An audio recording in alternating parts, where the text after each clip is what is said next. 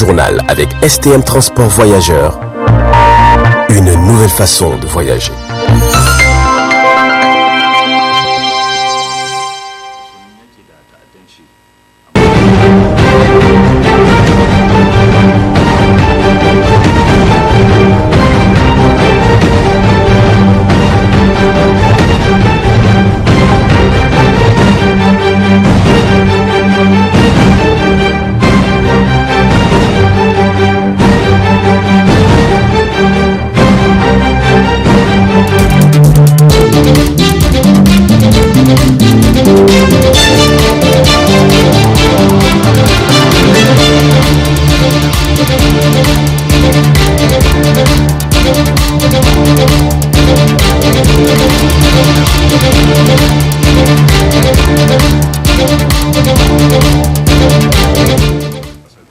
Vous êtes sur le miroir de la femme. Messieurs, dames, bonsoir et bienvenue à cette grande édition d'information en ce lundi 12 juillet 2021. Cela dit, le comité exécutif national du PNDS Tareya a rendu public hier une déclaration de presse.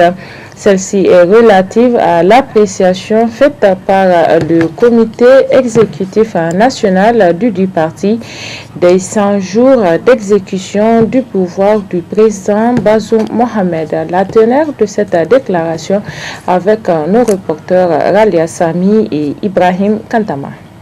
À travers cette déclaration, le comité exécutif national du PNDS Tareya entend apprécier à juste titre la gestion du pouvoir des 100 premiers jours du président Bazoum Mohamed. Selon le comité exécutif du PNDS Tareya, ces 100 jours considérés comme une période de grâce pour un dirigeant ont été d'intenses travaux pour Bazoum et son gouvernement.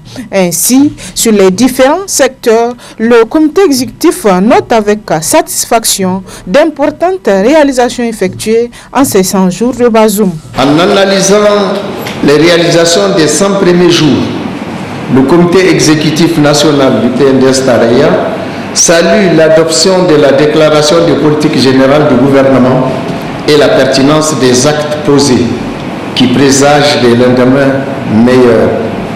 Ainsi, sur le plan sécuritaire, nos forces de défense et de sécurité et leurs alliés ont remporté des victoires importantes et infligé de lourdes pertes aux groupes armés terroristes au cours de cette période sur les frontières du Burkina Faso, du Mali et dans le bassin du lac Tchad. De même, comme programmé depuis fin 2020, d'importants recrutements sont opérés ou sont en cours pour renforcer les capacités opérationnelles de nos forces de défense et de sécurité. C'est le lieu de féliciter et d'encourager nos forces de défense et de sécurité devant le succès remporté par nos forces de défense et de sécurité. Les terroristes en désarroi se sont rabattus sur les populations civiles en commettant des lâches assassinats, notamment dans la région de Tillabéri et le nord Tawa. Sur le plan éducatif, force est de constater la priorité accordée à juste titre au secteur de l'éducation. C'est ainsi que des rencontres de haut niveau ont été tenues avec les acteurs et partenaires du secteur afin d'obtenir leur adhésion et leur accompagnement pour la réussite de ce chantier. Au-delà du secteur de l'éducation, c'est un large dialogue social qui est ouvert pour s'assurer de la participation et de l'inclusivité afin d'imprimer un nouvel élan pour la consolidation et la continuité du programme de renaissance. Sur le plan sanitaire, l'accessibilité aux services de soins de santé continue son amélioration avec l'opérationnalisation de l'hôpital de référence de Maradi qui bénéficiera bientôt de l'arrivée des médecins spécialistes cubains. Dans le secteur rural, le comité exécutif national du PNDS Tareya a été attentif en ces débuts d'hivernage aux efforts du gouvernement pour accompagner le monde rural. Ainsi donc, selon le comité exécutif du PNDS Tareya, les 100 jours de gouvernance du président Bazoum et de son gouvernement, dirigé par Oumoudou Mamadou, lui ont permis de faire parler de son slogan de campagne « Consolider et avancer », c'est-à-dire consolider les acquis des 10 ans de gouvernance de son prédécesseur Issoufou Mamadou et surtout avancer vers des nouvelles stratégies de gouvernance, toujours dans l'intérêt du pays. La suite de cette édition, le député maire de la ville de Niamey, Oumar Moumouni Dogari, a entrepris ce matin une série de visites dans les différents tribunaux de première instance des 5 arrondissements communaux de la ville. Objectif, s'inquiéter de leurs conditions de vie et de travail. D'autres précisions avec Ramat Oumarou, Abdelraouf Dayabou. Cette visite terrain entreprise par le député maire de la ville de Niamey, accompagné par ses proches collaborateurs dans les différents tribunaux des 5 communaux arrondissements de la ville de Niamey, a pour objectif d'aller s'inquiéter de leurs conditions de vie et de travail, en vue d'amener des solutions idoines aux différents problèmes auxquels ils font face et de les doter des matériaux de travail nécessaires pour le bon fonctionnement de ces tribunaux. Vous savez qu'il y a eu une grande réforme de la justice qui a consacré les tribunaux des arrondissements communaux, qui sont des justices de proximité que l'État a voulu pour rendre la justice proche du justiciable. C'est donc tout à fait normal pour la ville de Niamey de venir dans les arrondissements communaux pour voir si cette réforme que nous avons appelée de tous nos voeux est en train de se mettre en place progressivement. Nous sommes très satisfaits de voir que toutes ces justices sont en place, que le fonctionnement se fait tout à fait normalement. Il y a quelques petits problèmes qui nous ont été soulevés, qui sont du ressort de notre compétence de proximité. Et nous avons pris l'engagement de les régler. Ces problèmes s'articulent autour de certaines commodités pour les justiciables qui sont nos concitoyens, notamment la mise aux normes des salles d'audience, la mise aux normes des salles d'attente, la fourniture de quelques petits mobiliers qui sont de nature à rendre la tâche beaucoup plus aisée pour les juges, et sur toutes ces questions nous avons apporté les réponses qu'il faut. Cette visite, il faut le dire, rentre dans le cadre de ce que nous avons entrepris depuis notre mise en place le 28 avril dernier, à savoir partout où les intérêts de nos concitoyens sont, que nous allons voir comment est-ce que cela est en train de se dérouler. Et vous savez que la justice, au même titre que la santé, l'école ou les marchés, est un lieu de fréquentation par excellence de nos concitoyens qui demandent à être jugés dans les conditions adéquates, qui demandent à ce que la justice leur soit rendue, et c'est normal que nous venons voir un peu comment tout ça est en train de se faire. Notons que juste après la visite du député maire dans les différents tribunaux de 5 communes de la ville de Niamey, il a donné des instructions pour trouver des solutions urgentes aux différents problèmes détectés pour la bonne marche de ces instances juridictionnelles. Parlons de la mendicité dans cette édition qui prend de plus en plus de l'ampleur dans notre société. Mais l'implication des enfants dans la mendicité est plus préoccupante. Que faut-il faire pour lutter contre ce phénomène sur ces enfants? Voyons cela dans ce reportage de Zainab Gagara sur les images de Abdou Nasser Abdou.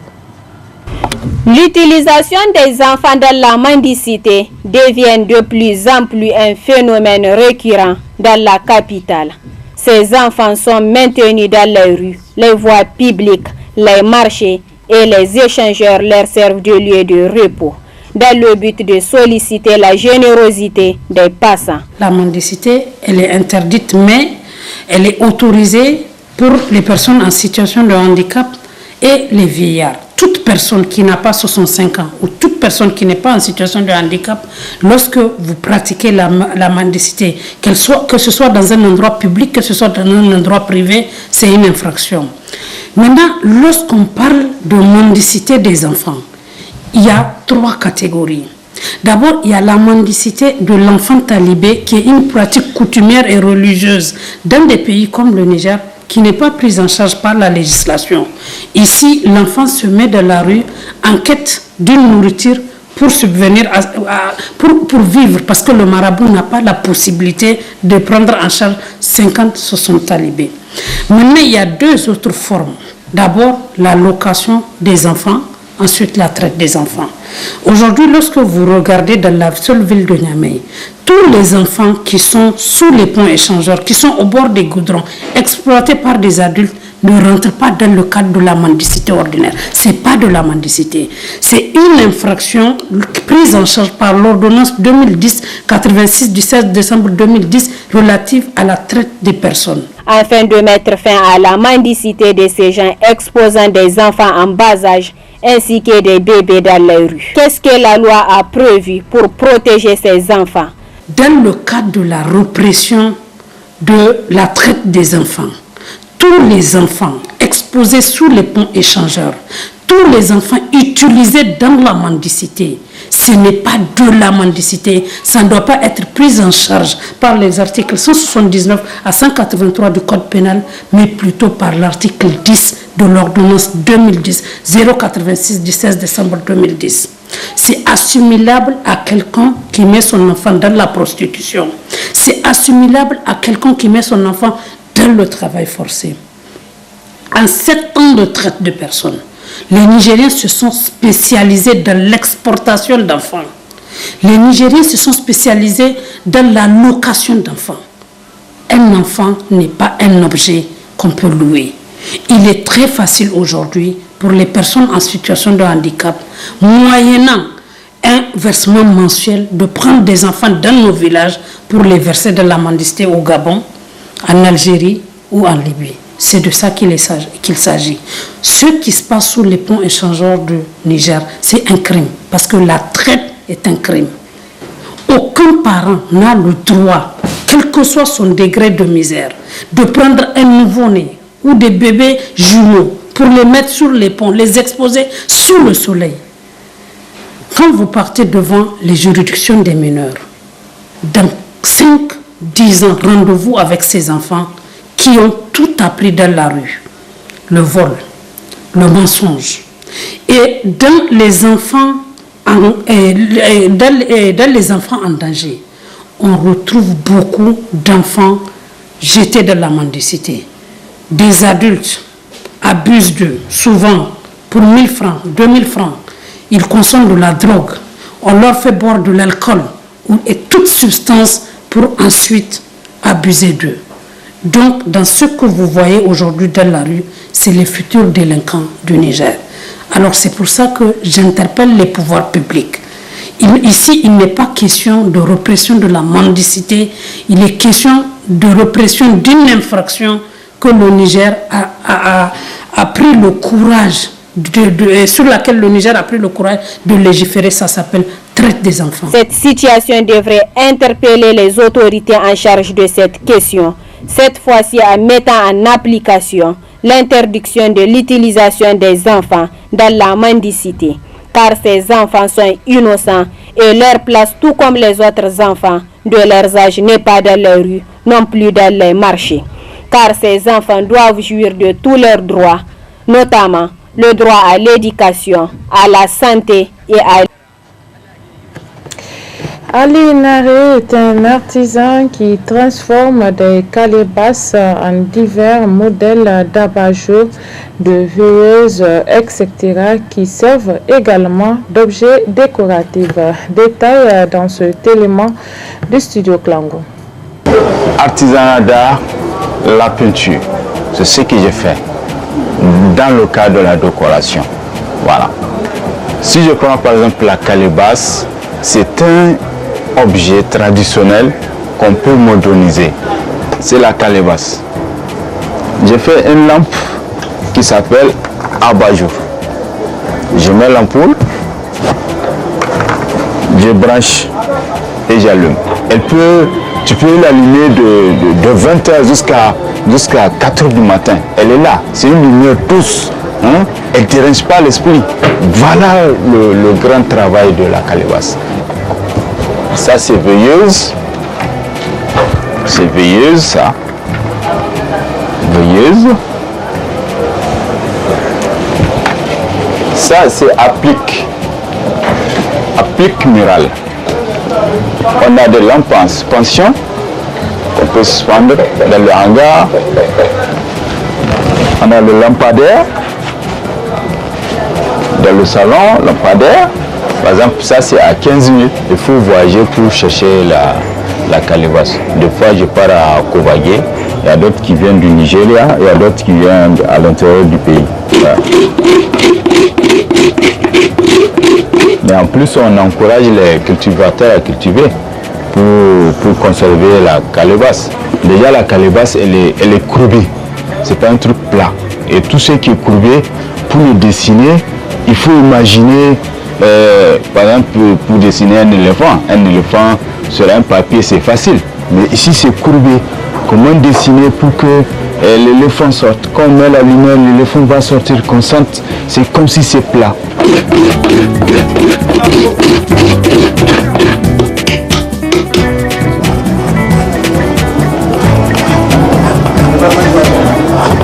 Les grands clients, c'est les expatriés, c'est eux qui achètent. Déjà, quand ils voient, waouh, ils achètent sans hésitation, sans doute. Voilà. Mais encore, il y a d'autres Nigériens qui ont commencé à comprendre. Et même de temps en temps, ils viennent payer 1, 2, 3. Voilà. Je mange dedans, je vis dedans.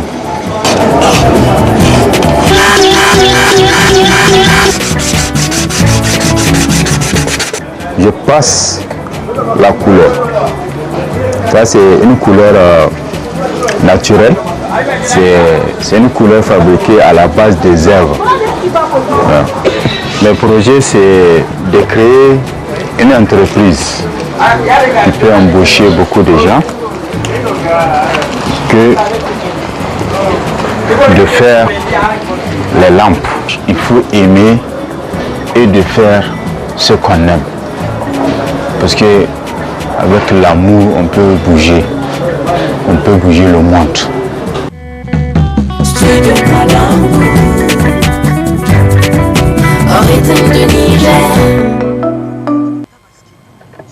Et c'est sur ces belles images que prend fin cette édition d'information sur Tempra Télévision.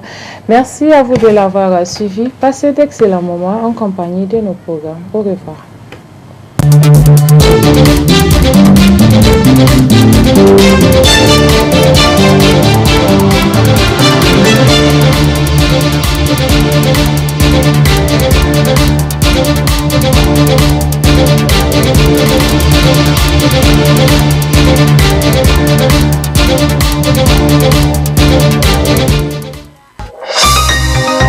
Ce journal vous a été présenté par STM Transport Voyageurs. Une nouvelle façon de voyager.